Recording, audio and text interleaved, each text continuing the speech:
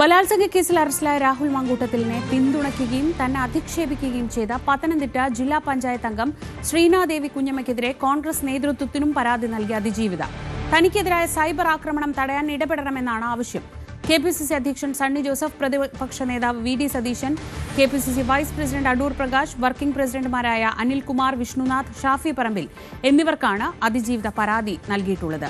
ശ്രീനാദേവി കുഞ്ഞമ്മയ്ക്കെതിരെ പോലീസിലും അതിജീവിത പരാതി നൽകിയിരുന്നു.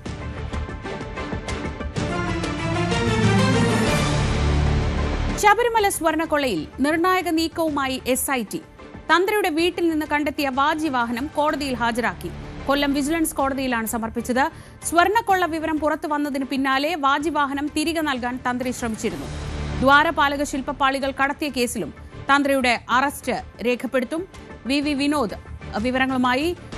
വിനോദ്, ഈ വാജിവാഹനം ഈ സ്വർണ്ണക്കൊള്ള കേസിന്റെ അന്വേഷണത്തിനിടയിൽ പ്രധാന വിവാദമായ ഒരു സംഭവമാണ്. അത് അന്ന് തന്നെ തിരിച്ചേൽപ്പിക്കാനൊക്കെ തന്ത്രി ശ്രമിച്ചിരുന്നെങ്കിലും അത് നടന്നിട്ടുമുണ്ടായിരുന്നില്ല. ഇപ്പോഴാണ് അതിപ്പോൾ കോടതിയിലേക്ക് എത്തിയിരിക്കുന്നത്.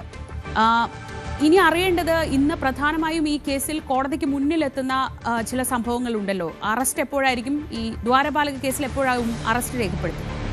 ശ്രീജ, രണ്ടാമത്തെ കേസിലും തന്ത്രിയുടെ അറസ്റ്റിനാണ് കളമൊരുങ്ങുന്നത്. അറസ്റ്റിന് തടസ്സമില്ലെന്ന് കഴിഞ്ഞ ദിവസം കോടതി വ്യക്തമാക്കിയിരുന്നു. ഇതിൻ്റെ അടിസ്ഥാനത്തിലാണ് ഇപ്പോൾ അന്വേഷണ സംഘം മുന്നോട്ട് പോകുന്നത്. അതായത് ആദ്യത്തെ കേസിൽ ജാമ്യം നിഷേധിക്കപ്പെടുന്നു, പുറത്തിറങ്ങാൻ കഴിയാത്ത സാഹചര്യത്തിലാണ് തന്ത്രി ഉള്ളത്.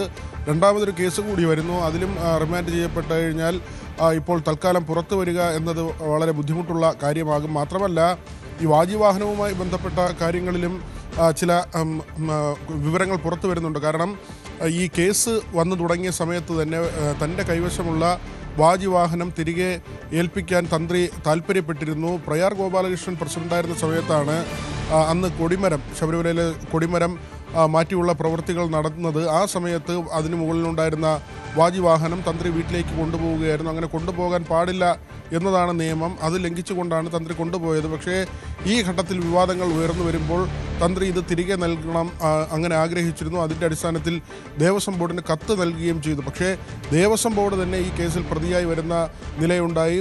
മുൻ ഭരണസമിതി അംഗങ്ങളെല്ലാം തന്നെ ഇതിൽ പ്രതിയാകുന്ന നിലയുണ്ടായി. ആ ഒരു ഘട്ടത്തിൽ ദേവസ്വം ബോർഡ് അങ്ങനെ വാജിവാഹനം തിരികെ വാങ്ങാൻ താല്പര്യപ്പെട്ടിരുന്നില്ല. ഈ വാജിവാഹനമാണ് കഴിഞ്ഞ ദിവസം തന്ത്രിയുടെ വീട്ടിൽ നടന്ന പരിശോധനയിൽ SIT കണ്ടെടുത്തത്. അതാണ് കൊല്ലം വിജിലൻസ് കോടതിയിൽ ഹാജരാക്കിയതും. പക്ഷേ ഏറ്റവും പ്രധാനപ്പെട്ട ഒരു കാര്യം, ഒരു സംശയം ഇപ്പോൾ ഉയർന്നു വരുന്നത്, ഈ കോടതിയിൽ SIT വെച്ച വാജിവാഹനം അത് യഥാർത്ഥ വാജിവാഹനമാണോ എന്ന കാര്യത്തിൽ ചില സംശയങ്ങൾ അവശേഷിക്കുന്നുണ്ട്. തന്ത്രി ഈ സ്വർണ്ണക്കള്ളക്കടത്ത് സംഘത്തിൻ്റെ ഭാഗമായിട്ടുണ്ടെങ്കിൽ യഥാർത്ഥ വാജിവാഹനം ഇവിടെ നിന്ന് പോയി എന്ന ഒരു സംശയമാണ്. ഇതിൽ ശാസ്ത്രീയ പരിശോധന നടത്തേണ്ടതുണ്ട്. യഥാർത്ഥ വാജിവാഹനം മാറ്റുകയും വിവാദമായ സമയത്ത് മറ്റൊരു വാജിവാഹനം കൊണ്ടുവന്ന് ഇത് തിരികെ ഏൽപ്പിക്കാനുള്ള ശ്രമമാണോ തന്ത്രി നടത്തിയത്? ആ തരത്തിലുള്ള ചില സംശയങ്ങൾ ചില കോണുകളിൽ നിന്ന് ഉയരുന്നുണ്ട്. ഇക്കാര്യത്തിൽ ശാസ്ത്രീയ പരിശോധന നടത്തി അതിൻ്റെ ഫലം തേടേണ്ടി വരും. ശ്രീജ, ശബരിമല സ്വർണ്ണക്കൊള്ളയിൽ ദേവസ്വം ബോർഡ് മുൻ അംഗം KT ശങ്കരദാസിന്റെ മുൻകൂർ ജാമ്യാപേക്ഷയിൽ ഇന്ന് കോടതി വിശദമായി വാദം കേൾക്കുന്നുണ്ട്. കൊല്ലം സെഷൻസ് കോടതിയിലാണ് വാദം. ശങ്കരദാസ് അബോധാവസ്ഥയിൽ ആശുപത്രിയിലായതിനാൽ ജാമ്യം അനുവദിക്കണമെന്നാണ് പ്രതിഭാഗത്തിന്റെ വാദം. ഉണ്ണികൃഷ്ണൻ പോറ്റിയുടെ ജാമ്യാപേക്ഷയിൽ കൊല്ലം വിജിലൻസ് കോടതി ഇന്ന് വിധി പറയും. അതേസമയം ശബരിമല സ്വർണ്ണക്കവർച്ച കേസിൽ അറസ്റ്റ് നിയമവിരുദ്ധമെന്ന് 12ാം പ്രതി പങ്കജ് ഭണ്ഡാരി ഹൈക്കോടതിയിൽ. SITയുടെ നടപടിക്രമങ്ങളും നിയമവിരുദ്ധമാണ്. അറസ്റ്റ് ചെയ്തത് മതിയായ കാരണങ്ങൾ അറിയിക്കാതെ ആണ് എന്ന വാദവും ഇയാൾ കോടതിയിൽ ഉയർത്തിയിട്ടുണ്ട്. ഹർജിയിൽ ഹൈക്കോടതി SITയോട് റിപ്പോർട്ട് തേടി. ഒരാഴ്ചയ്ക്കകം മറുപടി നൽകാനാണ് നിർദ്ദേശം നൽകിയത്.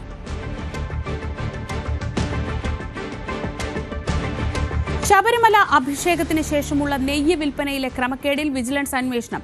FIR രജിസ്റ്റർ ചെയ്ത് അന്വേഷിക്കണമെന്നാണ് ഹൈക്കോടതി ദേവസ്വം ബെഞ്ചിന്റെ നിർദ്ദേശം. ചീഫ് വിജിലൻസ് ആൻഡ് സെക്യൂരിറ്റി ഓഫീസറുടെ റിപ്പോർട്ടിന്റെ അടിസ്ഥാനത്തിലാണ് നടപടി. കുറ്റക്കാരായ ഉദ്യോഗസ്ഥർക്കെതിരെ കേസെടുക്കാൻ മുൻകൂർ അനുമതി വേണ്ടെന്നും ഹൈക്കോടതി വ്യക്തമാക്കി. ശബരിമല സ്വർണ്ണക്കൊള്ളയിൽ പ്രതിഷേധിച്ച് മകരസംക്രമ ദിനമായ ഇന്ന് BJPയുടെ നേതൃത്വത്തിൽ ശബരിമല സംരക്ഷണ ജ്യോതി തെളിയിക്കും. 10,000-ഓളം കേന്ദ്രങ്ങളിലാണ് ദീപം തെളിയിക്കുന്നത്. വൈകിട്ട് 6 മണിക്കാണ് വീട്ടിലും നാട്ടിലും അയ്യപ്പ ജ്യോതി എന്ന പേരിൽ പരിപാടി സംഘടിപ്പിക്കുന്നത്.